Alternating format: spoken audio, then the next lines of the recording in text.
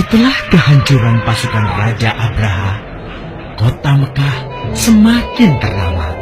Dari kota inilah sejarah manusia paling mulia dimulai.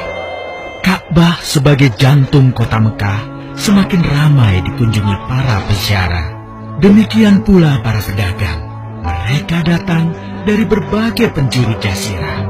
Namun sayang, Ka'bah mulai diselewengkan fungsinya. Akibatnya, kejahiliahan merajalela. Bahkan pada masa itu, memiliki bayi perempuan adalah hal yang sangat memalukan. Aib bagi keluarga. Sehingga sebagian dari mereka tega membunuh bayi perempuan mereka sendiri. Di tengah kondisi masyarakat jahiliyah itulah Nabi Muhammad dilahirkan. Bayi luar biasa itu lahir dari rahim seorang wanita mulia bernama Aminah. Pada saat itu ditandai peristiwa-peristiwa yang luar biasa. 10 balkon istana Kisra runtuh. Juga padamnya api-api yang biasa disembah oleh orang-orang Majusi.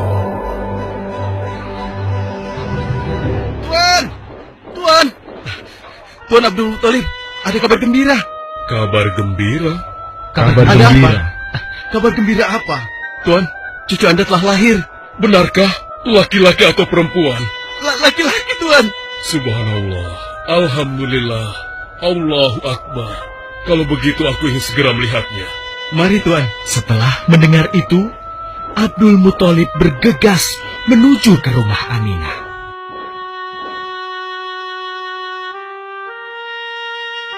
Ah, cucuku, kasihan engkau terlahir yatim. Dengan penuh kasih sayang, Abdul Muthalib membawa cucunya ke Ka'bah. Ya Allah, jadikanlah cucuku ini menjadi seorang yang mulia dan terhormat, sebagaimana Nabimu Ibrahim alaihissalam.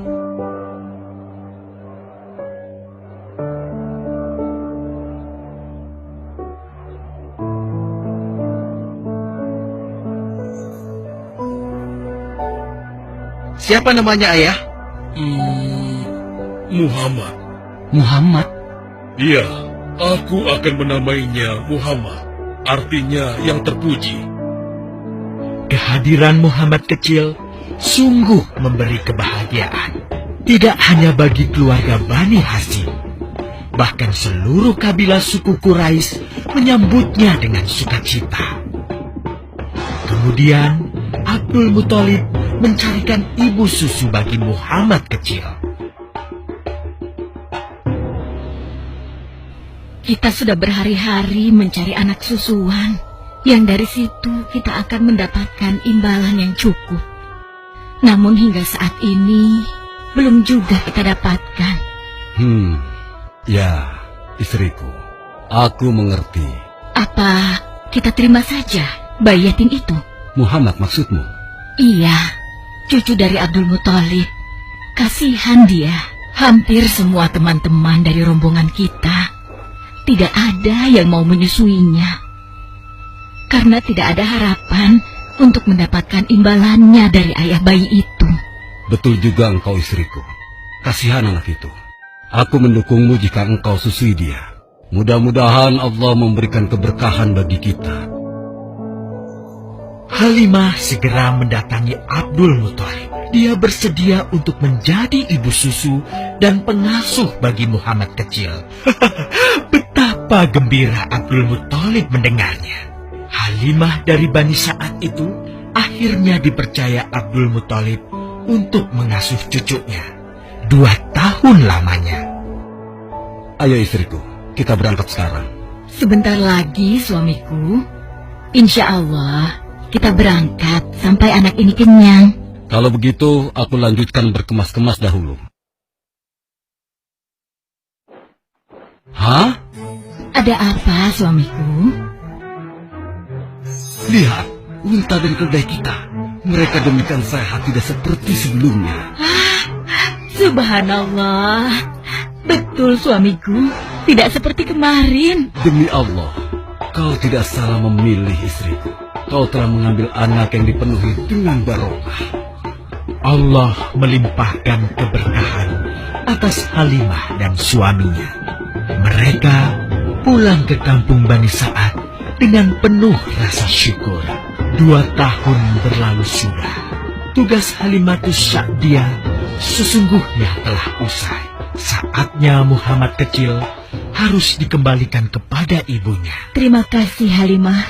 Engkau telah merawat anakku dengan baik selama 2 tahun. Tidak ada yang bisa kuberikan, kecuali aku berdoa. Semoga Allah memberkahi engkau dan keluargamu. Amin. Saya juga bersyukur diberikan kepercayaan dan kesempatan merawat anakmu, wahai Ibu Aminah. Namun, begini Bu, mohon maaf. Kalau boleh, izinkan aku merawat Muhammad lebih lama lagi. Aku masih sangat sayang padanya. Baiklah, kalau begitu aku setuju dengan usulmu. Bawa dan rawatlah Muhammad sebagaimana dia anakmu sendiri. Terima kasih, Ibu. Terima kasih. Begitulah, Muhammad kecil kembali ke tengah-tengah Bani Sa'ad. Ia tumbuh menjadi anak yang memiliki banyak teman karena kemuliaan akhlaknya. Tatkala berusia sekitar 4 tahun, terjadilah suatu peristiwa. Muhammad? Kenapa Muhammad? Muhammad dibawa orang. Hah? Dibawa orang? Diculik? Coba ceritakan. Ketika kami tengah bermain, tiba-tiba ada orang dewasa datang. Dia langsung membawa pergi Muhammad dan membunuhnya. Hah? Membunuhnya? Ya Allah, di mana?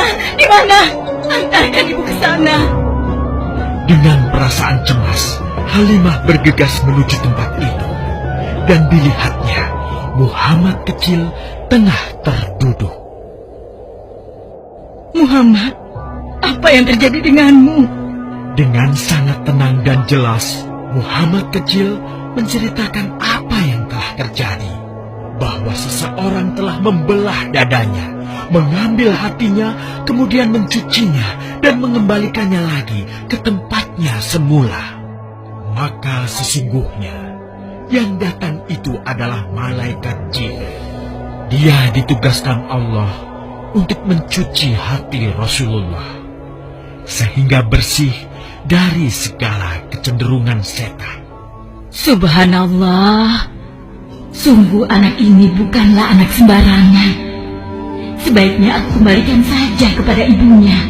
Peristiwa itu membuat Halimah sangat khawatir. Maka bergegaslah Halimah mengembalikan Muhammad kecil kepada ibunya. Menginjak usia yang ke-6 tahun, Muhammad kecil diajak ibunya untuk berziarah ke makam ayahnya, Abdullah di Yathrib. Dalam perjalanan pulang kembali ke kota Mekah, Aminah pun jatuh sakit. Dari hari ke hari, tubuhnya semakin melemah. Hingga di sebuah kota bernama Abwa, letaknya antara Mekah dan Yathrib, Aminah meninggal di sana. Dan Muhammad kecil pun menjadi seorang anak yatim piatu. Sejak itulah, Muhammad kecil dirawat dengan penuh cinta dan kasih sayang oleh kakeknya, Abdul Muthalib. Muhammad, sudah berhentilah memerah susunya. Insya Allah, sudah cukup untuk persediaan kita hari ini. Beristirahatlah sejenak. Makanlah agar kau tetap sehat.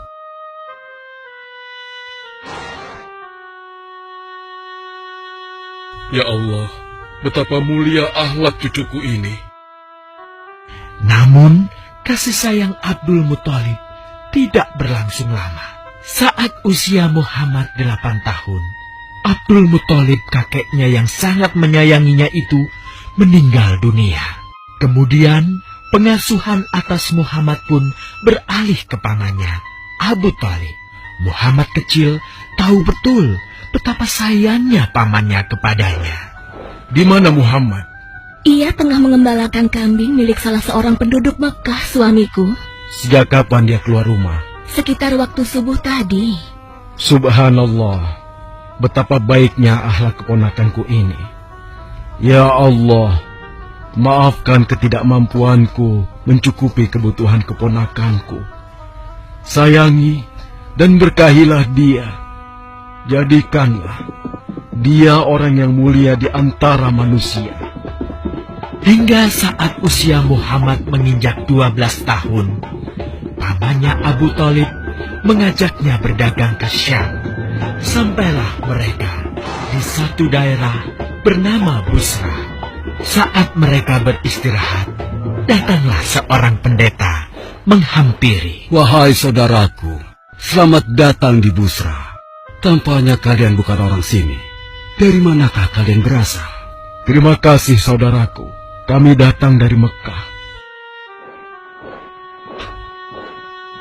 Lalu, siapakah gerangan anak ini? Ini adalah keponakanku.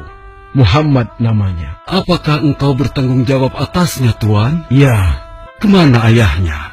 ayahnya sudah meninggal sejak ia masih dalam kandungan. Oh, apakah kini dia yatim piatu? Benar, Aku sungguh beruntung bertemu dengannya. beruntung. Beruntung apa? Sungguh, keponakanmu ini adalah orang yang sangat istimewa. Oh ya? Ya, dia adalah seorang nabi, Hmm? seorang utusan Allah. Bagaimana kau tahu hal itu? Aku tahu karena aku seorang pendeta, dan berita kedatangan dia sebagai seorang utusan Allah sudah disampaikan di dalam Injil. Bahkan aku pun bisa mengetahuinya dari cincin kenabian yang berada di bagian bawah tulang rawan bahunya, yang menyerupai buah apel sebagai tanda kenabiannya. Begitulah, pendeta bernama Bahira menyampaikan kepada Abu Thalib perihal kenabian Muhammad. Ia berpesan agar menjaga baik-baik keponakannya itu, karena Muhammad kelak di suatu saat nanti akan menghadapi banyak gangguan dan rintangan. Istriku, Muhammad sudah berusia 25 tahun. Aku pikir sudah saatnya dia untuk menikah. Betul, suamiku. Namun, dengan siapakah dia akan kita jodohkan? Kemarin Khadijah mengirimkan utusannya dan menyatakan keinginan Khadijah untuk menjadikan Muhammad sebagai suaminya. Hah? Khadijah? Khadijah yang mulia itu? Betul, istriku. Khadijah yang selama ini mempercayakan barang perniagaannya kepada Muhammad. Kenapa dia memilih Muhammad? Ya, Khadijah mengagumi kejujuran dan kebaikan akhlak Muhammad. Menurutmu sendiri bagaimana? Aku pikir Khadijah adalah wanita terbaik bagi Muhammad. Kita akan melamarnya. Tepat di usia 25 tahun, Nabi Muhammad menikahi Khadijah yang berusia 40 tahun. Dari pernikahan itu, mereka dikaruniai Allah 6 orang anak. 2 laki-laki adalah Al-Qasim dan Abdullah. Sedangkan putrinya adalah Zainab, Ruqayyah, Ummu Kulsum, dan Fatimah.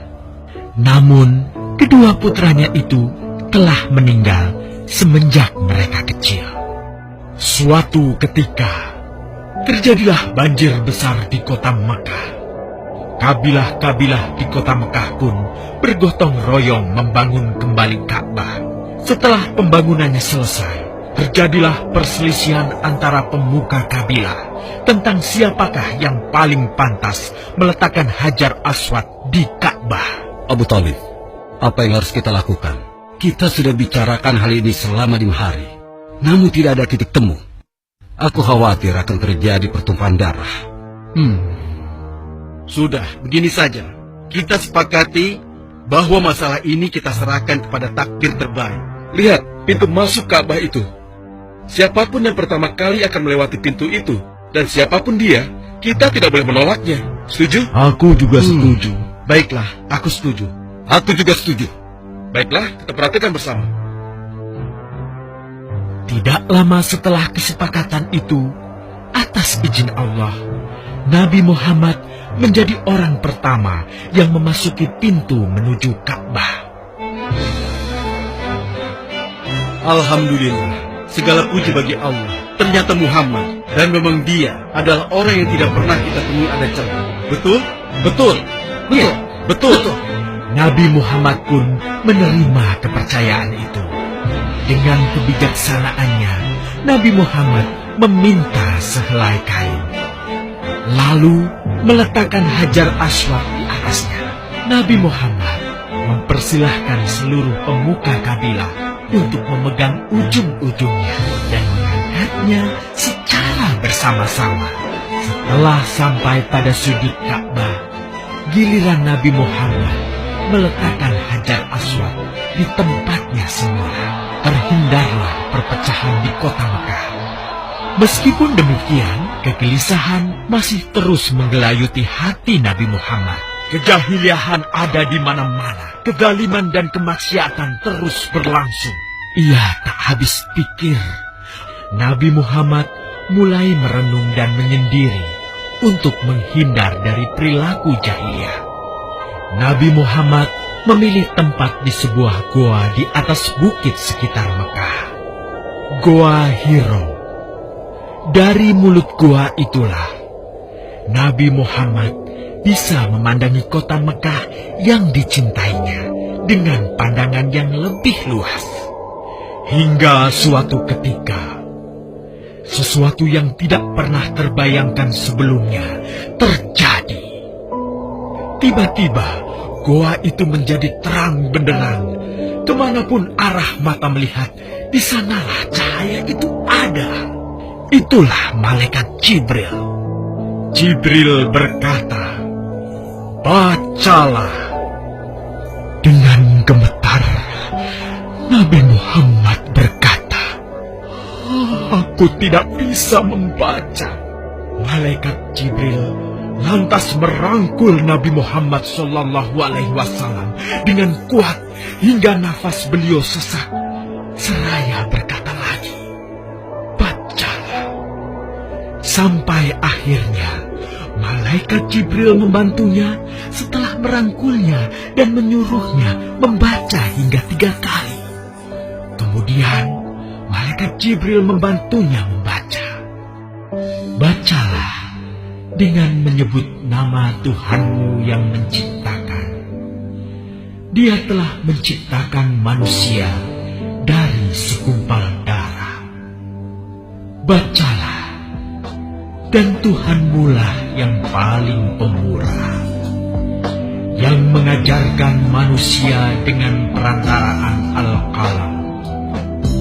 Dia mengajarkan kepada manusia apa yang tidak diketahuinya."